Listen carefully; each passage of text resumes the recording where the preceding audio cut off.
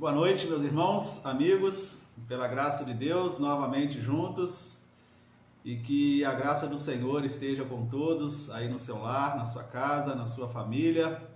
Hoje nós estaremos dando continuidade ao estudo que nós iniciamos há algumas semanas atrás, o estudo que nós intitulamos Da Criação à Regeneração. Então nós estamos falando desde a da criação de todas as coisas e chegaremos até lá a regeneração, aonde nós iremos aprender a importância de vivermos uma vida em Cristo, sermos regenerados para estarmos aptos a morar com o nosso Deus. Você que já está aí conosco, seja muito bem-vindo, uma boa noite, que Deus abençoe aí o seu lar. Estou vendo a Fatinha aqui conosco, Deus abençoe.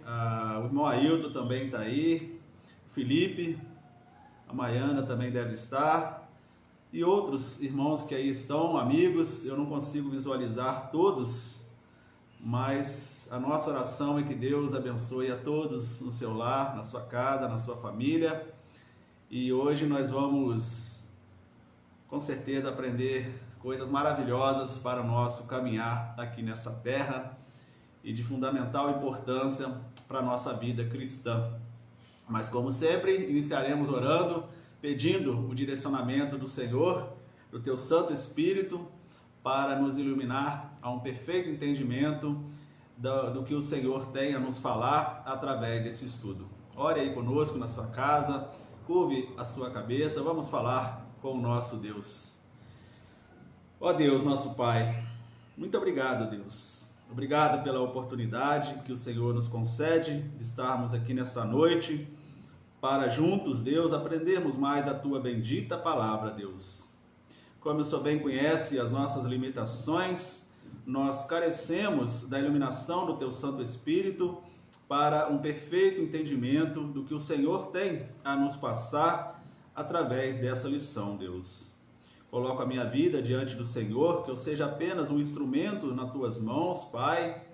E também, Deus, os nossos irmãos, amigos que estão acompanhando conosco agora, e também aqueles que verão esse vídeo posteriormente, Pai, que lá esteja o Senhor também iluminando, abrindo o coração de todos para um perfeito entendimento do que o Senhor tem a nos passar, Pai.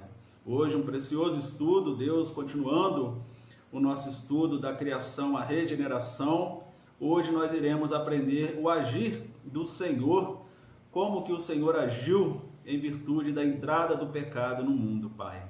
Abençoa-nos para isso, Deus, e desde já, Pai, muito obrigado pela oportunidade, que o Senhor abençoe para que a nossa internet, tanto a minha quanto a dos irmãos e amigos que estão, funcione perfeitamente, Pai, para que possamos juntos aprender da Tua palavra, Deus. Muito obrigado, Senhor. Em nome de Jesus, amém.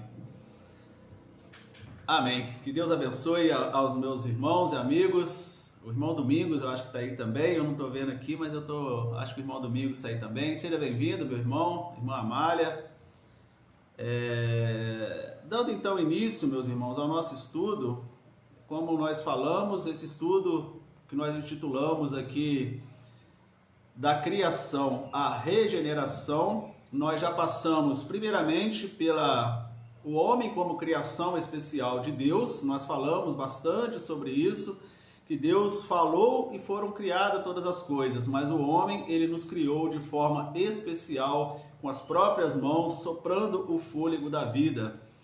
No segundo estudo, nós aprendemos que a desobediência e a queda, a partir do momento que a serpente, Satanás, tentou Adão e Eva, eles caíram, pecaram, desobedeceram a Deus, e aí houve a queda, houve a entrada do pecado no mundo. Nós falamos bastante também isso que aconteceu lá no Éden ainda. E no terceiro estudo nós falamos na sexta-feira passada o que trouxe de consequências para nós, os seres humanos, não só para Adão e Eva, mas para todas as demais gerações que vieram depois de Adão e Eva, as consequências desse pecado. Também falamos muito sobre isso semana passada, sobre o sofrimento que acarretou para Cristo, o sofrimento para a mulher, o sofrimento para o homem, para a terra, e principalmente a separação do homem para com Deus. O pecado faz separação entre nós e Deus. E hoje, meus amados irmãos, só lembrando, você que está aí conosco hoje, se você ainda não estudou os estudos, participou dos estudos anteriores, está aí na nossa página, você pode entrar aí, procurar lá os nossos estudos, que está guardadinho, gravadinho aí, para que você, caso queira, possa verificar os estudos anteriores. Com certeza vai te ajudar bastante no entendimento da palavra de Deus. E hoje, irmãos, o estudo é o agir de Deus diante da entrada do pecado. Então nós vimos que o homem foi criado à imagem e semelhança de Deus, de forma especial. Nós vimos que Adão e Eva desobedeceram uma ordem de Deus e por isso pecaram, saíram da presença de Deus, já entramos nas consequências do pecado. E o que Deus fez? Qual foi o agir de Deus diante dessa situação?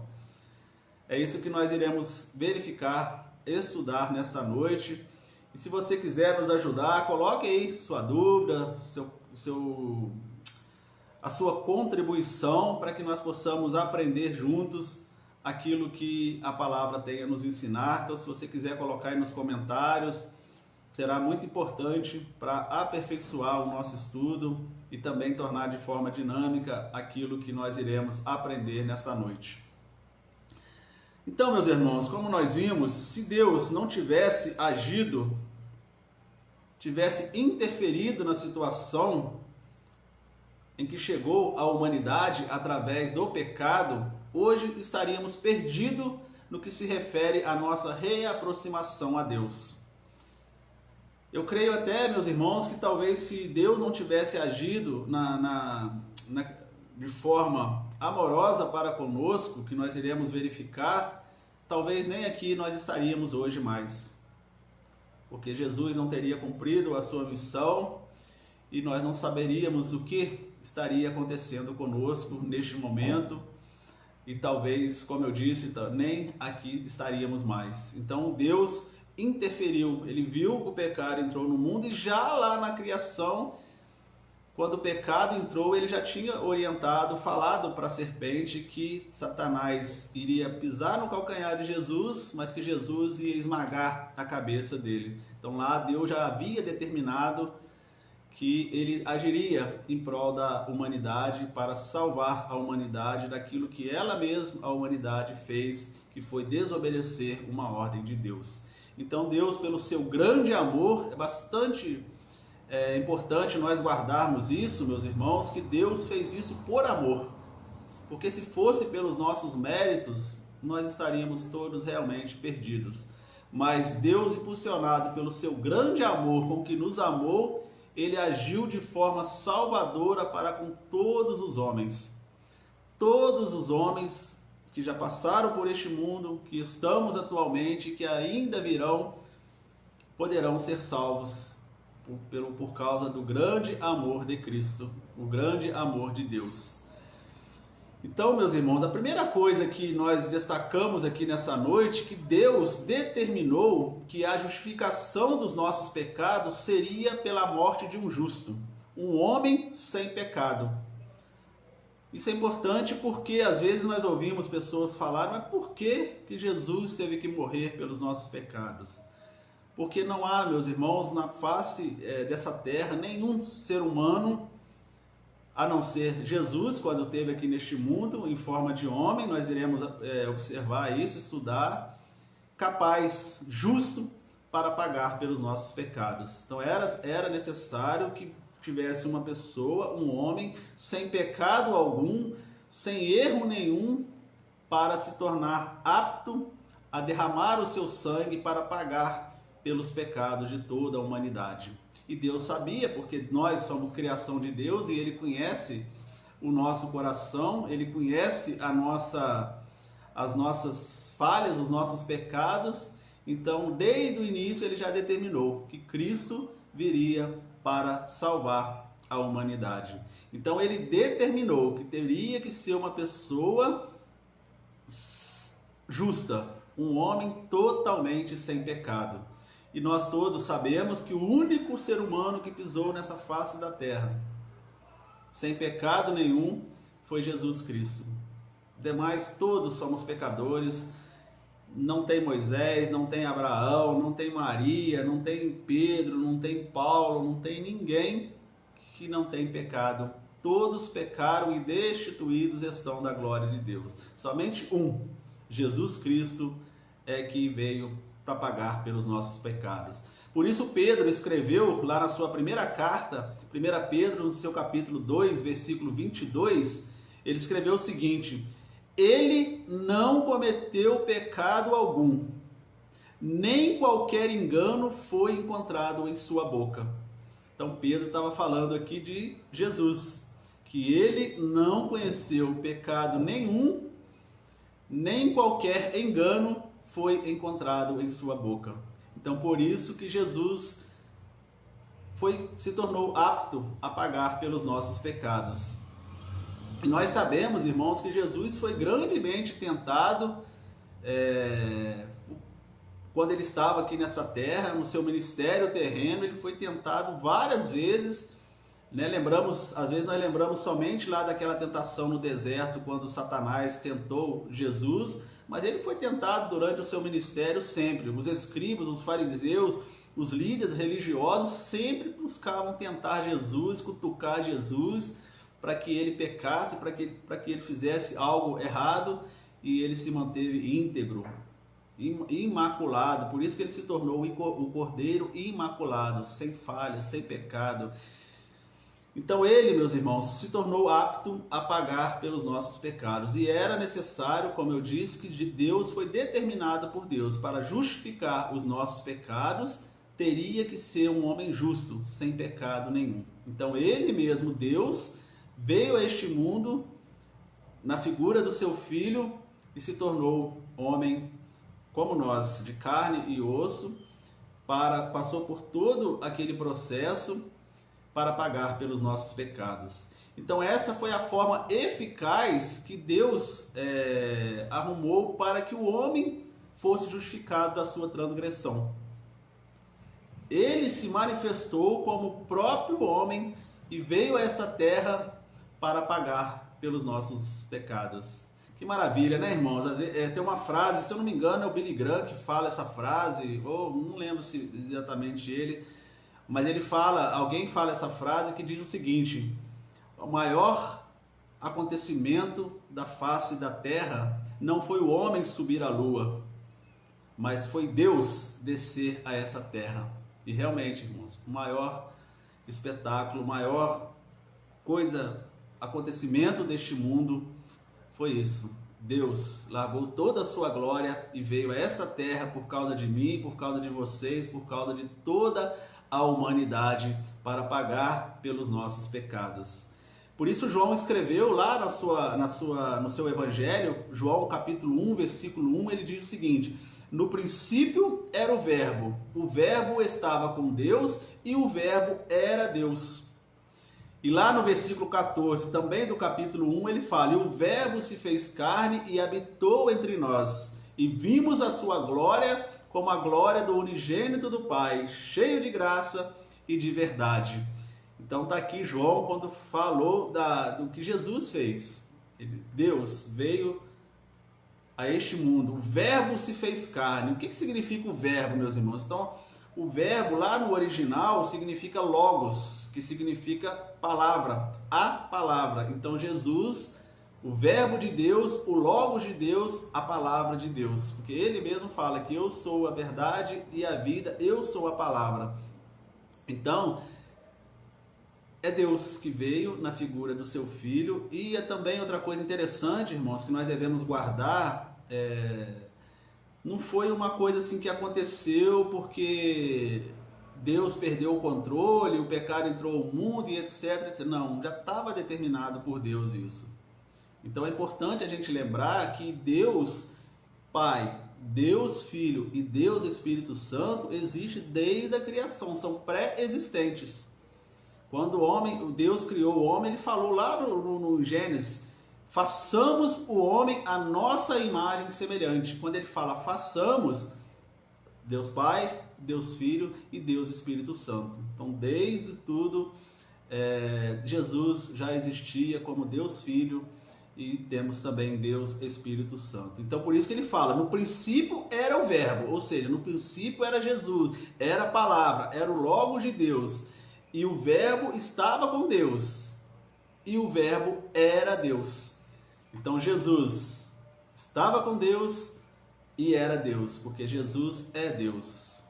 Uma pessoa, três funções diferentes, irmãos. Deus Pai, Deus Filho e Deus Espírito Santo. O Deus Criador, o Deus Redentor e o Deus Consolador. Maravilhoso isso, irmãos. Um dia nós iremos fazer o estudo sobre a Trindade, para que possamos entender melhor sobre a questão de... Porque tem muita gente que faz confusão ainda, irmãos, se realmente são três pessoas, é uma pessoa só, e etc e tal.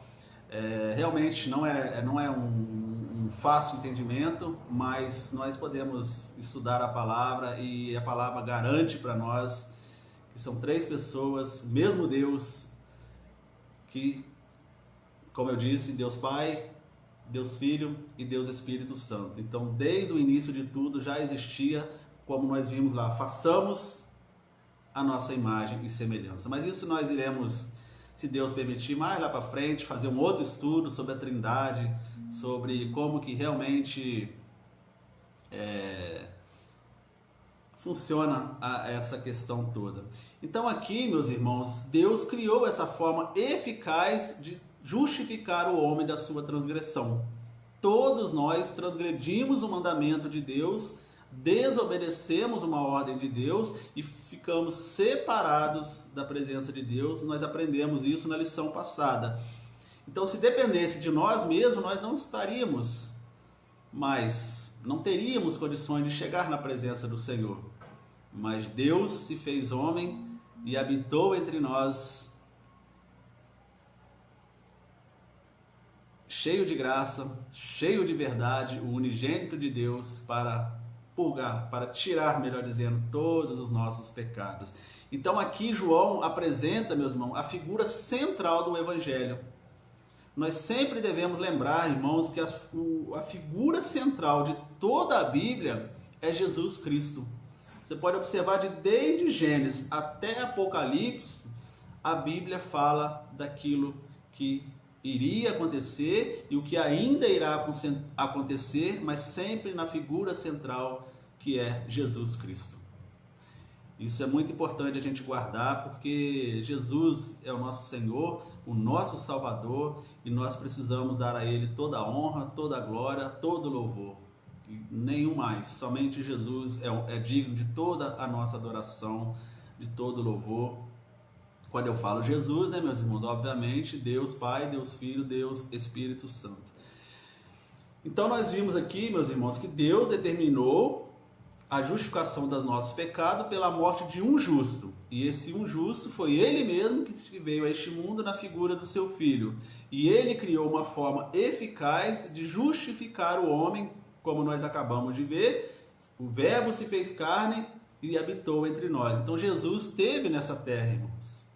Nós não vimos, nós não estávamos lá, mas pela fé que nós temos na palavra de Deus, nós cremos na verdade registrada nas Escrituras Sagradas. Então Jesus veio a este mundo, fez todo o seu ministério terreno aqui e veio para quê? Para pagar pelos nossos pecados, porque não havia ninguém neste mundo e não há e não haverá ninguém capaz de pagar, seria capaz de pagar pelos nossos pecados. Assim, Ele se fez pecado por nós. Olha que interessante, irmãos.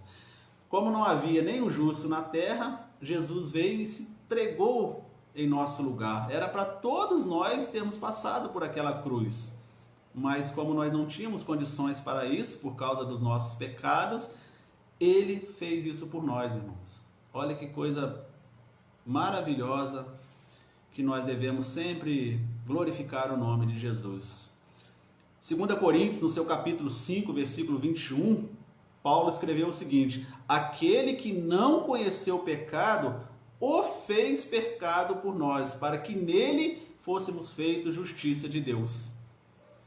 Então, aquele que não conheceu o pecado, quem? Jesus, o único, ele fez pecado por nós para que nele fôssemos feitos justiça de Deus. Então, lá naquela cruz, ele atraiu todos os pecados da humanidade para ele. Naquele momento ali, meus irmãos, Cristo atraiu, ele levou consigo todos os pecados da humanidade. E por isso, quando nós passamos a crer em Cristo, irmãos, amigos, nós fazemos como se fosse uma troca com Deus. Ele toma nossos pecados e nos torna justo para com Ele. Então é como se fizéssemos uma troca. Nós entregamos a Ele os nossos pecados e Ele nos justifica perante Deus. Então Deus troca a sua justiça pelos nossos pecados, porque assim diz a palavra do Senhor. Ele ensina para nós que quando nós vamos a Jesus, pela fé em Cristo, nós entregamos a Ele os nossos pecados, Ele nos justifica e nos torna aptos a estar novamente com Deus. Por isso que nós falamos, meus irmãos, é por amor, porque foi uma troca totalmente injusta. Se vocês observarem, Deus nos dá algo de um valor incomensurável, um valor extraordinário, que é a nossa salvação. E nós o que oferecemos para Ele? O nosso pecado. Algo completamente desprezível, ruim.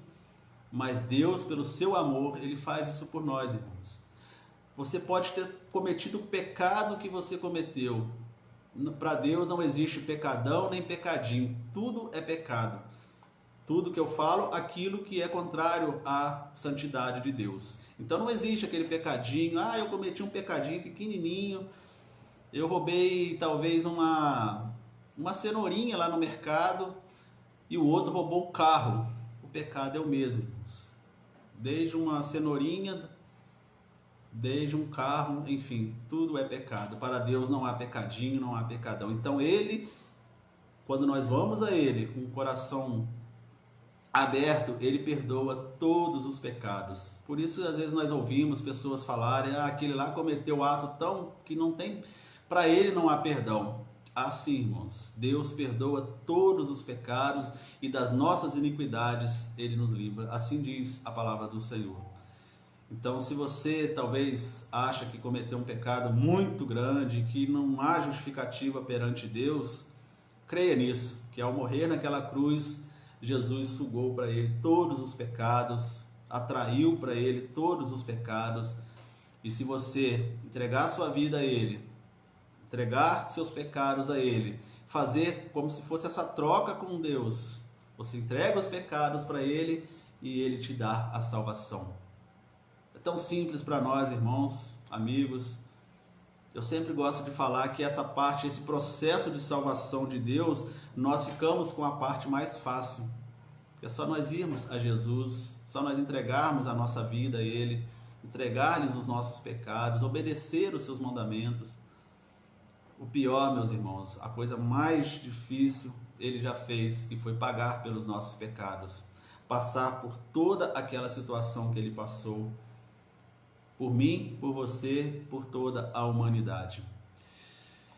Então, meus irmãos, voltando aqui rapidinho, nós vimos que Deus determinou que era um justo e veio Jesus, Ele na figura de Jesus para pagar pelos nossos pecados. Foi a forma eficaz que Deus determinou para que pudéssemos novamente estar diante do Senhor. Ele se fez pecado por nós, né? Nós lemos o Paulo falando, aquele que não conheceu o pecado, o fez pecado por nós, para que fôssemos feitos justiça de Deus.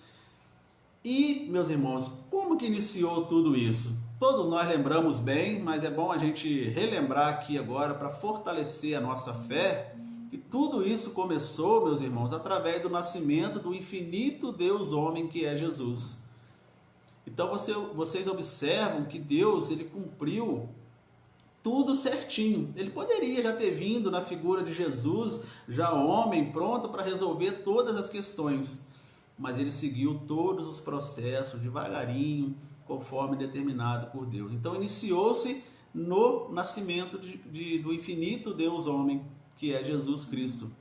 E nós lemos isso lá em Lucas. Eu vou ler para os irmãos, se você quiser pegar a sua Bíblia e abrir também, Lucas capítulo 2, um texto bem conhecido nosso, versículos 11 e 12, que diz o seguinte: pois na cidade de Davi vos nasceu hoje o Salvador, que é Cristo o Senhor. E isto vos será por sinal: achareis um menino envolto em panos e deitado numa manjedoura. Então está aqui o momento do nascimento de Jesus. Pois na cidade de Davi vos nasceu hoje o Salvador, Cristo o Senhor. O Salvador do seu povo, irmãos. Enquanto aqueles líderes lá naquele momento, da época de Jesus, os líderes religiosos, os fariseus, os políticos, os escribas, esperavam de Jesus um grande libertador da escravidão romana, liberando-os da opressão política que eles viviam naquela época. Lucas relata aqui para nós que veio o Salvador, o Cristo, o ungido de Deus, o Messias prometido para salvar a humanidade, não da opressão política, não daquele império romano, não daquilo que eles estavam falando, pensando, mas dos pecados de toda a humanidade. Então por isso que Lucas relata que pois na cidade de Davi nasceu hoje o Salvador, Cristo o Senhor. Aqui começa a história de Jesus aqui neste mundo, irmãos. Nós sabemos bem, né, que a Virgem Maria, através do Espírito Santo de Deus, deu à luz a Jesus, e ele veio sem pecado nenhum, cresceu como uma criança, cresce normalmente até o seu ministério terreno, onde ele fez grandes proezas para cumprir o grande objetivo que Deus havia determinado para ele, que era salvar a humanidade. E dentro de tantas coisas que Jesus fez aqui nesse mundo, irmãos, nessa terra, nós podemos citar alguns. Primeiro, ele veio proclamar o evangelho do reino de Deus. Ele veio pregar a palavra de Deus. Ele foi um grande, maravilhoso pregador. Eu sempre gosto de lembrar do Sermão do Monte. Olha que pregação maravilhosa aquela que Jesus fez no Sermão da Montanha. E todo aquilo, o ministério que Jesus vinha andando por toda aquela terra, caminhando por toda aquela terra, pregando que é chegado o reino de Deus. Vocês precisam se arrepender, precisam confessar os seus pecados para que vocês possam adquirir esse reino. Então Deus veio pregar, veio anunciar o evangelho do reino de Deus. Lucas capítulo 4, versículo 43, olha o que diz Lucas 4:43. Ele, porém, lhes disse, ele quem? Jesus, falando para a multidão, né? Também é necessário que eu anuncie a outras cidades o evangelho do reino de Deus, porque para isso que fui enviado. Então, entre tantas coisas que Jesus fez aqui neste mundo, irmãos, uma foi essa. Também é necessário que eu anuncie a outras cidades o evangelho do reino. Então ele não ficou somente ali paradinho naquele local que ele nasceu. Não, ele caminhou por toda aquela terra divulgando o evangelho de Deus, divulgando as verdades de Deus. A pregação de Jesus, irmãos, que hoje nós temos ela registrada aqui na palavra de Deus, mas que infelizmente a maioria de nós, os seres humanos, não damos valor à palavra de Deus, não obedecemos aquilo que está registrado na palavra do Senhor e que Jesus tão bem nos ensina através dos evangelhos para o nosso aperfeiçoamento cristão. E outra coisa que Jesus fazia bastante aqui também, meus irmãos, era o ministério dele de curas e milagres. Mas os irmãos podem observar que Jesus não veio para isso. Ele veio para nos salvar. Mas entre uma caminhada e outra dele, entre um local que ele ia e outro local que ele caminhava para divulgar o evangelho de Deus, o reino de Deus, apareciam pessoas para ele. E ele com a sua compaixão, com o seu grande amor, ele acabava fazendo isso. Ele curava, ele fazia milagre, ele expulsava demônios, ele ressuscitou mortos. Vocês podem lembrar bem daquela mulher do fluxo de sangue, a cura da mulher que há 12 anos sofria com aquele problema, né? E médico nenhum dava resultado. A Bíblia fala que ela gastou todo o seu dinheiro e nada resolvia. E olha quem registra, se você depois observar aí na sua casa, Lucas 8 fala sobre essa mulher do fluxo de sangue. E olha que Lucas era médico e ele registrou que nada era possível para aquela mulher, porque ela tinha uma doença incurável. E bastou ela tocar em Jesus e ela ficou curada, irmãos. E ela ficou livre dessa situação que anos ela se arrastava com ele. Então Jesus também curou, fez milagre, ressuscitou e tantas outras coisas, mas a gente observa que ele não veio para isso. Ele fazia isso entre uma caminhada e outra dele, evangelizando, pregando a palavra de Deus. Ele parava, atendia as pessoas, né? Tem o cego lá de Cafarnaum, que ele curou aquele cego. Tem a filha de Jairo, que ele ressuscitou, mas sempre no caminho dele, porque a missão principal dele era essa, era divulgar o reino do Senhor e cumprir a missão que Deus havia determinado para ele, que era a morte de cruz, atraindo os pecados de toda a humanidade. E outra coisa que Jesus também passou aqui neste mundo, irmãos, e foi por minha culpa, e foi por sua culpa, foi por culpa de toda a humanidade, ele passou por sofrimentos e humilhações. Eu vou ler para vocês Lucas 22, capítulo 63, versículo 63 ao 65, que diz assim, ó: E os homens que detinham Jesus zombavam dele, ferindo-o, e vedando-lhe os olhos, feriram no rosto e perguntavam-lhe, dizendo: Profetiza-nos, quem é que te feriu? E outras muitas coisas dizia contra ele, blasfemando. E logo que foi dia, juntaram-se os anciãos do povo e os principais dos sacerdotes e os escribas e o conduziram ao seu concílio. Então aqui, meus irmãos, é um momento que nós sabemos bem, conhecemos bem a história, onde Jesus estava ali sofrendo humilhações, pagando um alto preço pelos nossos pecados. Ele foi furado, ele foi chicoteado, ele foi pregado numa cruz, passou por grandes humilhações, cuspido, e tanto coroa de espinho na cabeça, que chegou a cravar o seu crânio. Tudo isso por minha culpa, por sua culpa, por toda a humanidade, porque era necessário que ele passasse por isso, irmãos. E ele acabou sendo condenado injustamente, porque o próprio Pilatos, lá quando da condenação dele, falou que não via nada de errado naquele homem, que não via nada que justificasse a condenação dele. Lucas 23, de 4 a 5, olha o que diz o Lucas falando. E disse Pilatos aos principais dos sacerdotes e à multidão: Não acho culpa alguma neste homem. Mas eles insistiam cada vez mais, dizendo: alvoroça o povo ensinando por... Desculpa, é o versículo Lucas 4 e 5. E disse Pilato aos principais dos sacerdotes e à multidão: Não acho culpa alguma neste homem. Versículo 5. Mas eles insistiam cada vez mais, dizendo: Alvoroça o povo ensinando por toda a Judéia, começando desde a Galiléia ou até aqui. Ou seja, eles falaram: não, ele está arrumando falando de Jesus, né? Ele estava arrumando maior confusão, ele estava oraçando o povo está só ouvindo ele, não está dando mais crédito para aquilo que nós falamos, enfim, arrumou várias desculpas para que Jesus fosse condenado naquela cruz. Mas Pilatos falou que não achava, como nós lemos aqui, não acho culpa nenhuma neste homem. Tanto é que depois Pilatos mandou ele para outro lugar e lá ele acabou sendo condenado a pagar pelos nossos pecados. Mas isso estava determinado, irmãos, isso deveria acontecer.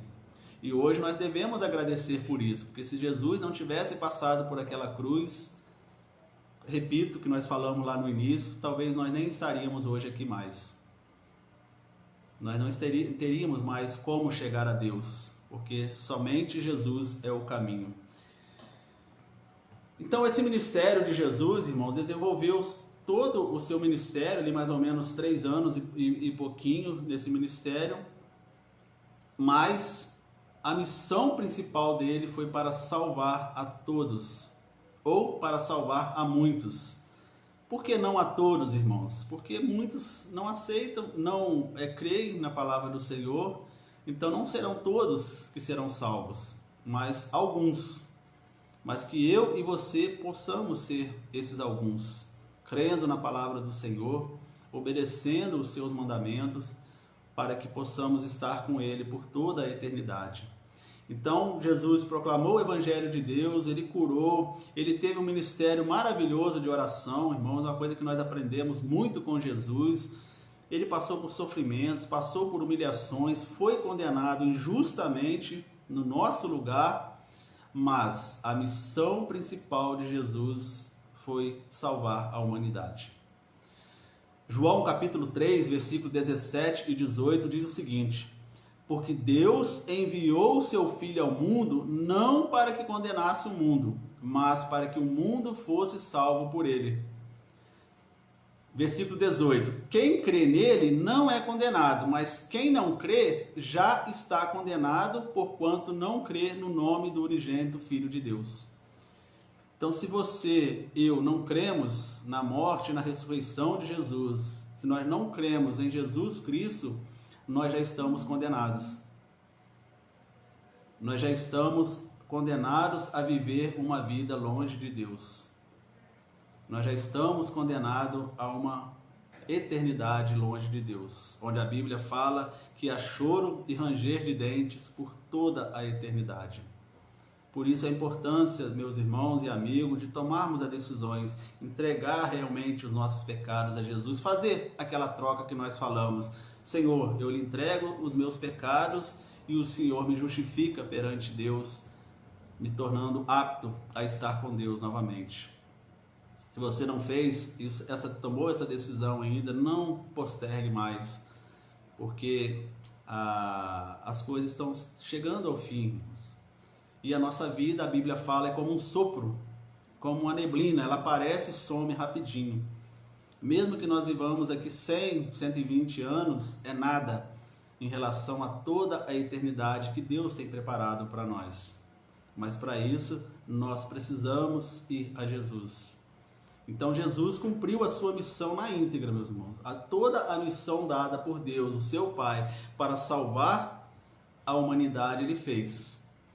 E Ele veio para salvar, não para condenar. Como nós lemos, porque Deus enviou o seu Filho ao mundo, não para condenar o mundo, mas para que o mundo fosse salvo por Ele. O mundo somos nós, seres humanos. Falhamos, pecamos, somos pecadores, destituídos da glória de Deus, mas através de Jesus nós temos novamente acesso a Ele. E esse grande ato de Jesus, irmãos, foi concluído com a sua morte na cruz, onde Ele foi crucificado no lugar de todos nós. Como eu disse, todos nós éramos para estar lá naquela cruz do Calvário, mas nós não tínhamos condições para isso. Somente um homem justo como Jesus, sem pecado, o Cordeiro imaculado, poderia realmente pagar pelos nossos pecados. Então a sua missão foi concluída lá, irmãos. Lucas 23, 33 a 34 diz o seguinte: e quando chegaram ao lugar chamado Caveira, ali o crucificaram e aos malfeitores, uma à direita e outro à esquerda. E dizia Jesus: Pai, perdoa-lhes, porque não sabem o que fazem. E repartindo as suas vestes, lançaram sortes. Então está aqui o momento em que Jesus foi crucificado, morreu ali naquela cruz por todos nós, inclusive por aqueles que o crucificaram.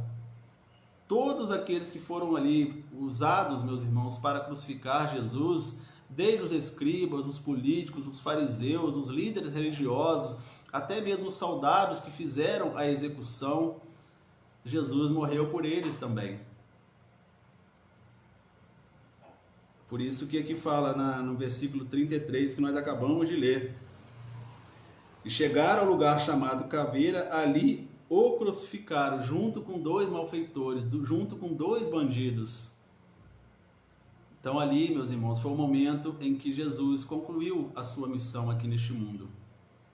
Veio, nasceu, como nós vimos, de uma mulher, pelo Espírito Santo de Deus, cresceu como uma criança, né? A Bíblia não registra o tempo de Jesus como criança, somente ali aos 12 anos, quando ele foi lá no templo, e já estava falando do reino de Deus para aqueles religiosos naquela época, e depois já começa a falar do seu ministério terreno, onde ele começou a trabalhar a sua missão.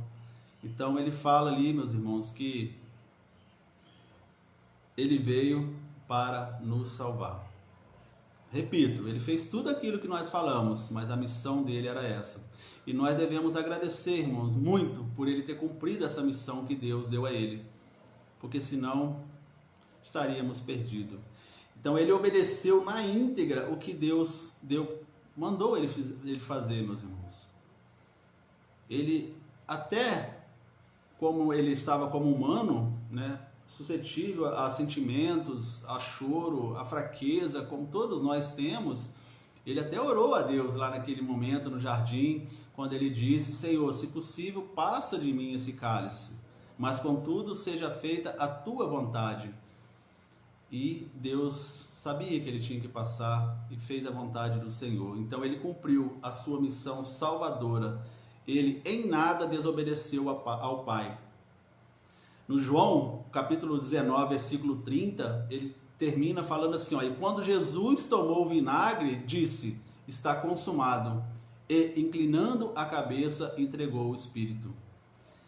Aqui, quando ele diz está consumado, irmãos, significa consumação da missão redentora de Cristo. Missão cumprida. Por isso ele fala consumado. A consumição da missão que o Senhor me deste foi cumprida na íntegra. Em tudo, Jesus cumpriu a ordem de Deus, cumpriu a missão que Deus deu a ele. Então, o agir de Deus diante da entrada do pecado, irmãos. Era necessário que derramasse um sangue inocente para pagar pelo sangue de toda a humanidade. Somente o derramamento do sangue nos justifica a Deus através de Jesus. Então fazia-se necessário isso, como acontecia no Velho Testamento. Vocês devem conhecer bem, lembrar bem, que lá quando se pecavam, os pecadores iam ao sacerdote, e o sumo sacerdote oferecia lá uma vez por ano, matava um cordeiro, um animal sem erro, sem mácula, sem defeito, e oferecia aquele sangue a Deus pelo pecado daquelas pessoas. Mas quando veio Jesus, ele mesmo se fez pecado por nós, ele derramou todo o seu sangue por nossa causa. E Deus, irmãos, ele confirmou a eficácia deste ato salvador. Quando Jesus falou lá, está consumado, a missão redentora, a missão cumprida, Deus, através da ocorrência de sinais extraordinários, ele confirmou a eficácia da missão de Jesus. Eu vou ler para vocês, Lucas 23, 44 a 46, diz assim, ó: e era já quase a hora sexta, e houve trevas em toda a terra até a hora nona. Escurecendo-se o sol, rasgou-se ao meio o véu do templo. E clamando Jesus com grande voz, disse: Pai, nas tuas mãos entrego o meu espírito. E havendo dito isso, expirou. Então está aí o momento que Deus confirma a obra redentora de Jesus. Foi o momento que Deus falou: tudo que ele fez cumpriu na íntegra o que eu havia determinado desde a criação de tudo. Não foi assim plano B de Deus, como se Deus não soubesse o que iria acontecer. Deus sabe de todas as coisas. Então, desde a criação do mundo, lá no Éden ainda, ele falou para Satanás: Você pisará no calcanhar dele, mas ele esmagará a sua cabeça. Então, quando Jesus passou por aquela cruz, ali ele derrotou Satanás. Hoje ele já está derrotado. Ele age ainda no mundo por permissão de Deus para tentar tirar o máximo de pessoas da presença do Senhor, porque a missão dele é essa. Ele já está condenado num lago de fogo e enxofre por toda a eternidade e ele quer levar o máximo de pessoas com ele. Que isso não seja conosco. Mas então, voltando aqui, irmãos, Deus confirmou através desses milagres extraordinários. Nós observamos aqui no versículo 44: e era quase hora sexta e houve trevas em toda a terra até a hora nona. Então vocês observam que durante 3 horas o dia se tornou noite, uma escuridão plena, ali confirmando a morte de Jesus, como se a natureza naquele momento chorasse o derramamento do sangue de Jesus naquela cruz. 3 horas de escuridão, e rasgou-se o véu.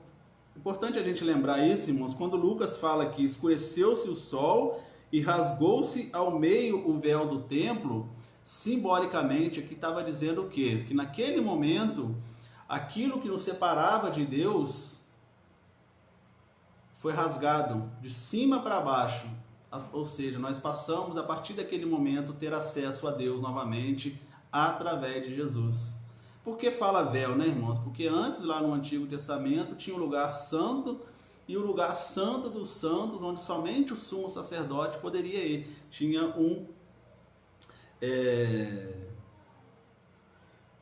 um véu, né, uma cortina, alguma coisa lá que separava o templo do lugar santo dos santos. E quando aqui simbolicamente fala que o véu se rasgou de cima embaixo, mostra para nós que a partir daquele momento, ao derramar o sangue de Jesus naquela cruz, nós passamos a ter acesso novamente a Deus através de Jesus Cristo. Então, quando ele cumpriu na íntegra a missão de Jesus, de que Deus deu a ele, nós passamos a ter novamente acesso a Deus. Então, quando nós vamos a Jesus, nós fazemos aquela troca, entregamos a ele os nossos pecados, recebemos a justificação, nós passamos novamente a ter acesso a Deus. E a outra eficácia que Deus também falou do ato salvador de Jesus foi através da ressurreição dele. Quando ele ressuscitou no 3º dia, ali Jesus também confirma a eficácia de tudo aquilo que Jesus havia feito na sua morte de cruz. Lucas 24, de 1 a 6, diz assim, ó: e no 1º dia da semana, muito de madrugada, foram eles ao sepulcro, levando as especiarias que tinha preparado. E foram elas ao sepulcro, levando as especiarias que tinham preparado. E acharam a pedra do sepulcro removida. E entrando, não acharam o corpo do Senhor Jesus. E aconteceu que, estando elas perplexas a esse respeito, eis que pararam junto delas 2 varões com vestes resplandecentes. E estando elas muito atemorizadas e abaixando o rosto para o chão, lhes disseram: por que buscais o vivente entre os mortos? Não está aqui, mas ressuscitou. Lembrai-vos como vos falou, estando ainda na Galileia. Então aqui, irmãos, foi o momento que aquelas mulheres, entre elas Maria, foram lá para levar especiarias nos túmulos do Senhor Jesus, mas quando elas foram lá, o túmulo estava removido e não havia ninguém mais lá. Jesus já havia ressuscitado. E elas ficaram perplexas com aquilo. Mas cadê o corpo de Jesus? Ele não está aqui mais, o que aconteceu? Aí a Bíblia relata, que Lucas relata para nós, que apareceu 2 varões falando para elas: por que vocês buscai entre os mortos aquele que vive? Esses varões, irmãos, nos outros evangelhos registram que foram 2 anjos em forma humana que conversaram com aquelas mulheres e falaram para elas: vocês não precisam procurar Jesus entre os mortos, ele está vivo, ele ressuscitou. Glórias a ele por isso. Então ali estava o momento que Deus também verificou, confirmou a eficácia do ato salvador de Jesus Cristo. passou pela morte e no terceiro dia ele ressuscitou, como ele mesmo falava isso durante o seu ministério, como nós acabamos de ler aqui. Não está aqui, mas ressuscitou. Lembra-vos como vos falou ainda estando na Galileia? Ou seja, Jesus falava para aquelas mulheres e para todo aquele povo que era necessário que o Filho do Homem passasse pela morte e ao terceiro dia ressuscitasse. Então estava tudo determinado por Deus. E ele ressuscitou, irmãos, e hoje ele está vivo, à direita de Deus, intercedendo por nós, preparando morada para nós. Então foi esse o agir de Deus em relação à entrada do pecado no mundo, irmãos. Pelo seu grande amor, ele fez-se homem na figura do seu Filho Jesus, pagou pelos nossos pecados, sofreu afrontas, sofreu tantas coisas, e hoje nós temos acesso novamente a Deus por causa do sacrifício de Cristo, o sacrifício expiatório lá naquela cruz, por minha causa, por sua causa, por causa de toda a humanidade. Então esse foi o que Deus fez por nós, irmãos. Pelo seu grande amor com que nos amou, ele se tornou homem na figura de Jesus e veio pagar por nós. Então assim aconteceu o agir de Deus a nosso favor, nos dando a salvação. João, no seu capítulo 5, versículo 24, João fala o seguinte: na verdade vos digo. Na verdade é Jesus falando, que João registrou, né? Quem ouve a minha palavra e crê naquele que me enviou, tem a vida eterna e não entrará em condenação, mas passou da morte para a vida. Olha que maravilha. Então, na verdade, quem ouve a minha palavra, ou seja, isso que nós estamos fazendo aqui agora, estudando a palavra de Deus, e passamos a crer naquele que enviou Jesus, em Deus, Deus Pai, Deus Filho, Deus Espírito Santo, não entrará em condenação, mas passou da morte para a vida. É a vida eterna, irmãos, preparada para todos aqueles que creem em Jesus, que entrega os seus pecados a Jesus, que faz aquela troca que nós falamos. Eu entrego os meus pecados a Jesus e ele me justifica perante Deus, me torna apto a estar novamente perante Deus e assim viver toda a eternidade com ele. E eu deixo uma pergunta para todos vocês que estão aí conosco, aqueles que ainda estarão vendo este estudo. Você já tem Jesus como seu único e suficiente Salvador? Você já fez essa troca com Ele? Entregou-lhe os seus pecados e pegou a justificação perante Deus para ter novamente acesso a Deus? Se você não fez, né, já falei aqui, mas é bom repetir, tome essa decisão o mais breve possível, porque a eternidade com Deus ela é verídica, ela é certa. Há uma mansão celestial preparada para todos aqueles que creem em Jesus Cristo. Quando eu e você partirmos deste mundo, ou se Cristo voltar, quando nós estivermos aqui ainda, nós iremos morar com Ele.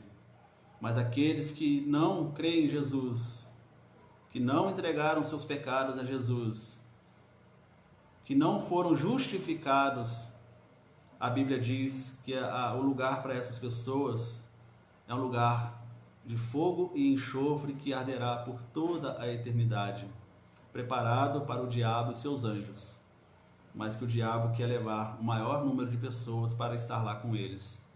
Então que Deus abençoe a sua vida. Se você não tomou essa decisão, tome o mais breve possível. Você, meu irmão querido, que possa estar aí um pouquinho